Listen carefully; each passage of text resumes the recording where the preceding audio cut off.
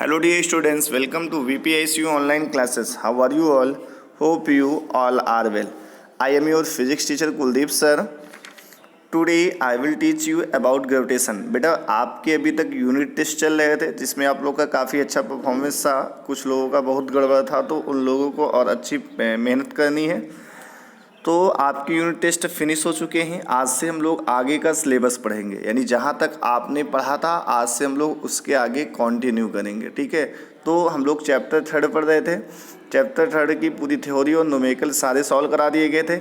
इसके कुछ objective question आपको सॉल्व कराए गए थे, कुछ शेष रह गए थे, तो आज हम लोग उन क्वेश्चन को सॉल्व करेंगे। ठीक है, क्योंकि ऑब्जेक्टिव क्वेश्चन आपके लिए बहुत इंपॉर्टेंट है। यहाँ के लिए तो है ही, आगे आप कोई प्रिपरेशन करते हैं, कोई भी कॉम्पिटिटिव एग्जाम देते हैं, उसके लिए आपका जो है ऑब्जेक्टिव ही क्वेश्चन आएगा। अब देखिए पहला क्वेश्चन है, पृथ्वी के द्वारा वस्तुओं पर लगाया गया आकर्षण बल कहलाता है। पृथ्वी द्वारा वस्तुओं पर लगाया गया आकर्षण बल कहलाता है, क्या कहलाता है बेटा? गुरुत्वीय बल कहलाता है। क्या कहलाता है? गुरुत्वीय बल कहलाता है। आपका नेक्स्ट क्वेश्चन है, जब भी कोई वस्तु पृथ्वी की ओर गिरती है त्वरण कार्य करता है जिसका गुरुत्वीय बल के कारण होता है। ठीक है, फिर से ध्यान देना क्वेश्चन, जब कोई भी वस्तु पृथ्वी की ओर गिरती है त्वरण कार्य करता है, त्वरण कार्य करता है जो किसके, यानी जो किसके गुरुत्वीय बल के कारण होता है। किसके गुरुत्वीय बल के कारण होता है? आपको पता होना चाहिए किसके गुरुत्वीय बल के कारण होता है। पृथ्वी के गुरुत्वीय बल के कारण होता है। ठीक है, किसके कारण होता है? पृथ्वी के गुरुत्वीय बल के कारण होता है। उसके बाद 25 नंबर है, सूर्य के चारों ओर ग्रहों की कक्षा की आकृति कैसी होती है? सूर्य के चारों ओर ग्रहों की कक्षा की गति कैसी होती है? कैसी होती है बेटा? आप बता सकते हैं कैसी होती है? दीर्घवृत्ताकार होती है, यानी दीर्घवृत्तीय होती है। कैसी होती है? दीर्घवृत्तीय होती है। उसके बाद हम लोग 26 नंबर देखते हैं, पृथ्वी की त्रिज्या किधर से किधर जाने पर बढ़ती है? पृथ्वी की त्रिज्या किधर से किधर जाने पर बढ़ती है? तो आपको पता होना चाहिए ध्रुवों से विषुवत वृत्त की ओर जाने पर जो पृथ्वी की त्रिज्या होती है वो बढ़ती है। ध्रुवों से विषुवत वृत्त की ओर जाने पर, ठीक है, पृथ्वी की त्रिज्या क्या होती है? बढ़ती है। आगे हम लोग देखते हैं 27 नंबर, किसी वस्तु का द्रव्यमान किसकी माप होती है? किसी वस्तु का द्रव्यमान किसकी माप होती है? तो आपको बताना पड़ेगा किसी वस्तु का द्रव्यमान किसकी माप होती है। आपको पता है किसकी होती है बेटा? जड़त्व की होती है। किसकी होती है? जड़त्व की होती है। उसके बाद 28 देखते हैं, किसी वस्तु का भार वह बल है, नहीं आगे देखते हैं, ये नेक्स्ट हो गया। किसी वस्तु का द्रव्यमान सदा रहा है। किसी वस्तु का द्रव्यमान सदा रहा है, क्या रहा है? स्थिर रहा है। क्या रहा है बेटा? स्थिर रहा है। ठीक है, उसके बाद किसी वस्तु का भार वह बल है जिससे वह आकर्षित होती है। जिससे वह आकर्षित होती है। आपके 4 ऑप्शन दिए गए हैं, सूर्य की ओर, पृथ्वी की ओर, ग्रहों की ओर, समुद्र की ओर। ठीक है, अब यहाँ से हम लोग देखेंगे तो 29, यानी आपका 29 इसका बी होगा, पृथ्वी की ओर होगी। किसी वस्तु का भार वह बल है जिससे वह आकर्षित होती है। आपको पता है किसकी ओर आकर्षित होती है? पृथ्वी की ओर आकर्षित होती है। भार का एसआई मात्रक क्या होता है? भार का एसआई मात्रक क्या होता है? आपको पता होगा भार का एसआई मात्रक क्या होता है बेटा?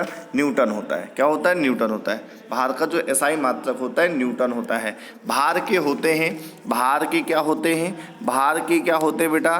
बताओ, आप बता सकते हैं भार के क्या होते हैं? परिमाण, दिशा, परिमाण व दिशा, इनमें से कोई नहीं, यानी परिमाण व दिशा होता है। क्या होता है? परिमाण व दिशा होता है। चंद्रमा का, ठीक है, चंद्रमा का द्रव्यमान पृथ्वी की अपेक्षा, ठीक है, होता है। कितना होता है? आपको मैंने जब क्वेश्चन सॉल्व कराया था तो बताया था 6 गुना होता है। कितने गुना होता है? 6 गुना होता है। कितने गुना होता है? 6 गुना होता है। किसी वस्तु की सतह के लंबवत लगने वाले बल को कहते हैं प्रणोद कहते हैं। किसी वस्तु की सतह के लंबवत लगने वाले बल को प्रणोद कहते हैं। प्रति एकांक क्षेत्रफल पर लगने वाले प्रणोद को हम लोग कहते हैं, क्या कहते हैं? आपको पता है दाब कहते हैं। क्या कहते हैं? दाब कहते हैं। क्या कहते हैं? दाब कहते हैं। ठीक है, क्या कहते हैं? दाब कहते हैं। दाब और प्रणोद में क्या संबंध होता है? दाब और प्रणोद में क्या संबंध होता है? दाब इज इक्वल टू होता है प्रणोद अपान क्षेत्रफल। दाब इज इक्वल टू होता है प्रणोद अपान क्षेत्रफल। अगला क्वेश्चन देखते हैं, रेत पर खड़े होने से पैर उसमें अधिक गहरे धंस जाते हैं। रेत में खड़े होने से पैर उसमें अधिक गहरे धंस जाते हैं। यानी आपका इसमें ऑप्शन नंबर कौन सा सही होगा? भार के कारण, प्ररोध के कारण, गुरुत्व बल के कारण, बल के कारण। तो आपका होगा सही क्या? प्ररोध के कारण होता है। इसका मैंने अच्छे से आपको अपने कई सारे इसके एग्जाम्पल बता के कि P = F/u होता है, उससे मैंने आपको कई सारे रिलेशन या कई सारे एग्जाम्पल मैंने आपको बताया था। उसके बाद 37 है, भवनों की नींव चौड़ी बनाई जाती क्योंकि अब आगे बताइए आप, अगर आपको पता है तो आप कर सकते हैं। क्योंकि बड़े क्षेत्रफल पर दाब क्या होता है? कम लगता है। अगर नीचे चौड़ी होगी तो उसका क्षेत्रफल ज़्यादा होगा। तो अगर पानी या किसी भी चीज़ का बहाव आएगा, ठीक है, तो अगर क्षेत्रफल ज़्यादा होगा तो उस पर लगने वाला जो दाब होगा वो क्या होगा? कम होगा। ठीक है, इस तरह से आप कर सकते हैं। उसके बाद 38 नंबर देखते हैं। 38 में कहा गया कीलों के सिरे, ठीक है, 38 नंबर है, कीलों के सिरे नुकीले तथा चाकू की धार तेज रखी जाती है। क्योंकि अब आप रीजन बताएं। क्योंकि छोटे क्षेत्रफल पर दाब अधिक लगता है। क्योंकि छोटे क्षेत्रफल पर दाब क्या होता है बेटा? अधिक लगता है। लोहे का बना समुद्री जहाज अपने भार के कारण डूबता क्यों नहीं है? लोहे का बना समुद्री जहाज, ठीक है, अपने भार के कारण डूबता क्यों नहीं है? तो आप यहाँ से देख के बता सकते हैं, वह अपने भार से अधिक जल विस्थापित करता है। वह अपने भार से अधिक जल विस्थापित करता है। यानी आपका इसमें जो ऑप्शन होगा ए नंबर ऑप्शन करेक्ट होगा। कौन सा नंबर करेक्ट होगा? ए नंबर होगा। उसके बाद हम लोग 40 नंबर देखते हैं। 40 नंबर क्वेश्चन में पानी के द्वारा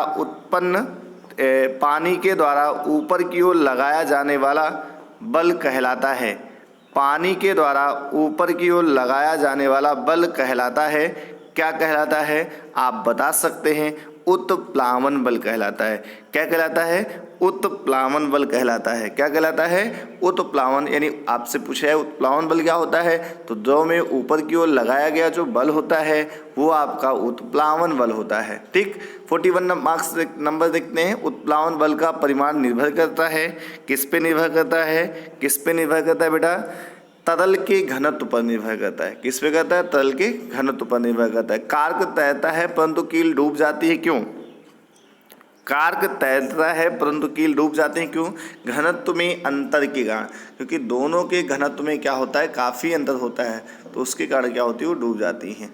द्रव के घनत्व से कम घनत्व की वस्तु, द्रव के घनत्व से कम घनत्व की वस्तु द्रव में क्या होती है? डूबती है, तैरती है, न डूबती है ना ही तैरती है, पर उछलती है। ठीक है ना, तो आपका होगा पर तैरती है। क्या होती है? पर तैरती है। 44 पृथ्वी पर किस कारण वायुमंडल ठहरता है? पृथ्वी पर किस कारण वायुमंडल ठहरता है? तो आप यहाँ से बताएंगे गुरुत्व के कारण ठहरता है। किसके कारण ठहरता है? गुरुत्व के कारण ठहरता है। उसके बाद अगला क्वेश्चन है, एक वस्तु का वायु में भार 10 न्यूटन है, जब इसे पूरी तरह से जल में डुबोया जाता है तो इसका केवल भार कितना हो जाता है? 8 न्यूटन होता है। इस वस्तु द्वारा विस्थापित जल का भार कितना होगा? कितना होगा आप बताएं यहाँ से कितना होगा? यानी दोनों का अंतर आप लेंगे, यानी आपका आएगा 2 न्यूटन। तो इस तरीके से आपके ऑब्जेक्टिव क्वेश्चन ये कंप्लीट हुए बेटा। अब हम लोग चैप्टर नंबर 4 पढ़ेंगे। चैप्टर नंबर 4 आपका है, कौन सा चैप्टर है बेटा? आपको पता होना चाहिए, कार्य तथा ऊर्जा, यानी वर्क एंड एनर्जी है। हम लोग नेक्स्ट वीडियो में यानी नेक्स्ट लेक्चर में वर्क एंड एनर्जी चैप्टर पढ़ेंगे। Thank you, stay home, be safe, keep studying.